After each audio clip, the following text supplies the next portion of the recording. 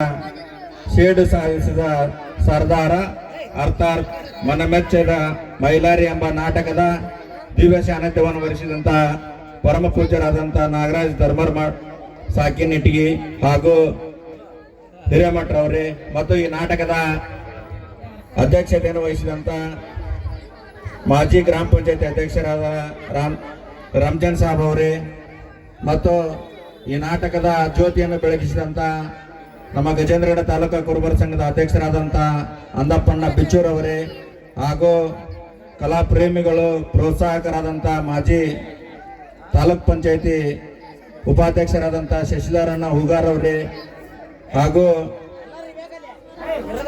ಕಲಾ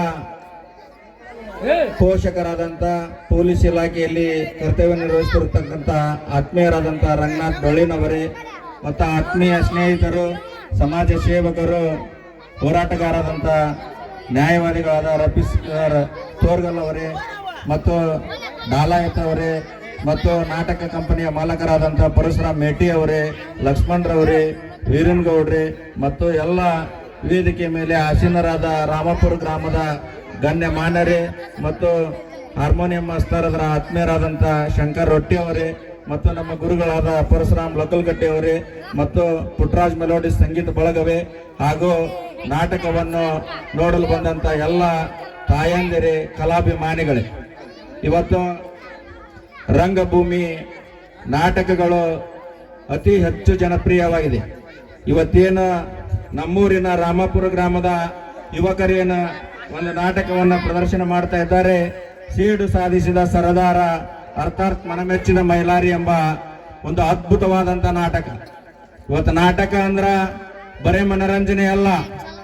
ಇವತ್ತು ನಾಟಕದಲ್ಲಿರುವಂತ ಘಟನೆಗಳು ನಮ್ಮ ಜೀವನದಕ್ಕೆ ಸಮೀಪವಾಗಿ ಇರ್ತಕ್ಕಂಥ ಒಳ್ಳೆಯ ಘಟನೆಗಳನ್ನ ನಮ್ಮ ಜೀವನದಲ್ಲಿ ಅಳವಡಿಸಿಕೊಳ್ಬೇಕು ಅಂತ ಒಂದು ಸನ್ನಿವೇಶಗಳಿರ್ತವೆ. ಕೆಟ್ಟದ್ದನ್ನ ಇಲ್ಲೇ ಬಿಟ್ಟು ಹೋಗ್ಬೇಕು.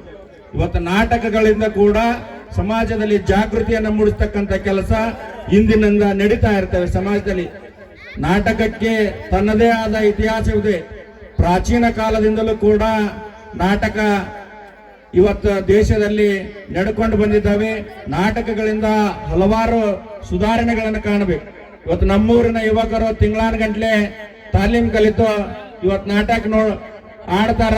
ನೀವೆಲ್ಲ ಇವತ್ತು ಗದ್ದಲ ಮಾಡದೆ ಒಂದು ಶಾಂತ ರೀತಿಯಿಂದ ಕುಳಿತು ನಾಟಕವನ್ನು ನೋಡಿ ಅದನ್ನು ಯಶಸ್ವಿ ಮಾಡ್ಬೇಕಂತ ಕೇಳ್ಕೊಳ್ತೀನಿ. ಇವತ್ತು ನಾಟಕಗಳು ಉತ್ತರ ಕರ್ನಾಟಕದಲ್ಲಿ ಅತಿ ಹೆಚ್ಚು ನಾಟಕಗಳ ಪ್ರದರ್ಶನಗೊಳ್ತಾವ. ದಿನ ಸುತ್ತಾರು ನಾಟಕಗಳು 10 ನಾಟಕಗಳು ಇರ್ತಾವ. ಒಂದು ಅಂತ ನಾಟಕಗಳು ಇವತ್ತು ರಾಮಾಪುರದಲ್ಲಿ ಕಲೆಯ ತವರೂರು.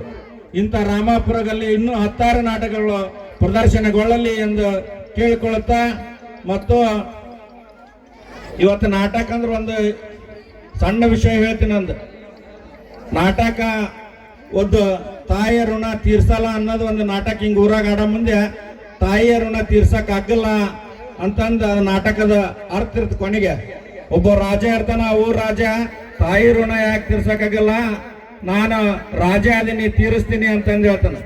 ಅವಾಗ ನಾಟಕದ ಮಸ್ತರ್ ಹೇಳ್ತಾನ, ನೀವು ಹೋಗಿ ನಿಮ್ಮ ಮನೆಗೆ ನಿಮ್ಮ ಅವನ್ ಕೇಳ್ಕೊಂಬಾಪ ಅಂತಂದು ಹೇಳ್ತಾನ. ಅವಾಗ ರಾಜ ಹೋಗಿ, ಯವ್ವ ನಾನ್ ರಾಜ ಅದೀನಿ, ನಿನ್ನ ತಾಯಿ ಋಣ ತೀರ್ಸಕ್ಕಾಗಲ್ಲ ಅಂತಂದ. ಅವಾಗ ತಾಯಿ ಹೇಳ್ತಾಳ, ಹೌದಪ್ಪ ತಾಯಿ ಋಣ ಯಾಕೆ ತೀರ್ಸಕ್ಕಾಗಲ್ಲ ಅಂದಾಗ ಅವ ರಾಜ ಎದಕ್ ತೀರ್ಸಕ್ಕಾಗಲ್ಲ ಅಂತ. ಆವಾಗ ಆಗಿ ತಾಯಿ ಹೇಳ್ತಾಳ, ನೋಡಪ್ಪ ನೀನ್ ಇವತ್ತೊಂದ್ ದಿವ್ಸ ನನ್ನ ಬಾಜು ಇಲ್ಲಿ ಮಲ್ಕೋ, ಆಮೇಲೆ ಬೆಳಗ್ಗೆ ಎದ್ದು ಮಾತಾಡಂತ. ಆಯ್ತವ ಅಂತಂದ್ ಮಲ್ಕೊಂಡಾಗ ಮುದುಕಿ ಒಂದ್ 12 ಗಂಟೆಗೆ ನೀರ್ ಕೊಡು ಅಂತಂದ್ ಕೇಳ್ತಾಳ. ಆಯ್ತು ಬಿಡು, ನಮ್ಮ ವಯಸ್ಸಾಗೈತಿ, ನೀರ್ ಕೊಡ್ತೀನಿ ಅಂತಂದ್ ಹೇಳ್ತಾಳ. ನೀರ್ ಕೊಡ್ತಾಳ. ಆಮೇಲೆ ಮತ್ತೊಮ್ಮೆ ಕೇಳ್ತಾಳ, 1 ಗಂಟೆಗೆ ನೀರ್ ಕೊಡಿ ಏನು ಬಿ ಅಂತಂದ್ ಬೇಕಂತ ಕೊಡ್ತಾನ. ಆಮೇಲೆ 3ನೇ ಸಲ ನೀರ್ ಕೇಳಿದಾಗ ತಾಯಿ ಹಾಸಿಗೆಯಲ್ಲಿ ನೀರ್ ಚೆಲ್ತಾಳ. ಅವಾಗ ಇವ ರಾಜ ಸಿಟ್ಟು ಬಂದು ಏನು ಬಿ ನಿನ್ನ ಕಾಟ ಅಂತಂದ್ ಬೈದಾಗ ಆಕೆ ತಾಯಿ ಕಪಾಳಕ್ ಪಡ್ಡನ ಹೊಡಿತಾಳ. ನಿನ್ನ ಹೊತ್ತು ನಿನ್ನ ಮಲಮೂತ್ರಗಳನ್ನು ನನ್ನ ಮೈಗೆ ಹಚ್ಚಿಕೊಂಡು ನಾನು ಬೆಳೆಸೀನಿ, ಇಂಥ ತಾಯಿ ಋಣ ನಾ ತೀರ್ಸಕ್ಕಾಗಲ್ಲ ಅಂದಾಗ ರಾಜ ಒಂದು ಜ್ಞಾನೋದಯ ಆಗತ್ತ. ಅವಾಗ ಬಂದವ ಎಲ್ಲ ನಾಟಕ ಆಡೋರಿಗೆ ಮಸ್ತರಿಗೆ ಸನ್ಮಾನ ಮಾಡ್ತಾನ. ಇಂಥ ಒಂದು ಒಳ್ಳೆಯ ಘಟನೆಗಳು ನಾಟಕದಲ್ಲಿರ್ತಾವ. ನಾವು ಮನಪೂರ್ವಕವಾಗಿ ನಾಟಕಗಳಿಂದ ಕೂಡ ನಾವು ಬದಲಾವಣೆ ಆಗ್ತೀವಿ ಅಂತಂದು ಹೇಳ್ತಾ ಈ ರಾಮಾಪುರ ಗ್ರಾಮದಲ್ಲಿ ನನ್ನ ಕರೆಸಿ ಒಂದೆರಡು ಮಾತುಗಳನ್ನು ಹೇಳಲು ಅನುವು ಮಾಡಿಕೊಟ್ಟಂತ ಎಲ್ಲರಿಗೂ ಧನ್ಯವಾದಗಳು. ಜೈ ಹಿಂದ್, ಜೈ ಕರ್ನಾಟಕ ಮಾತೆ.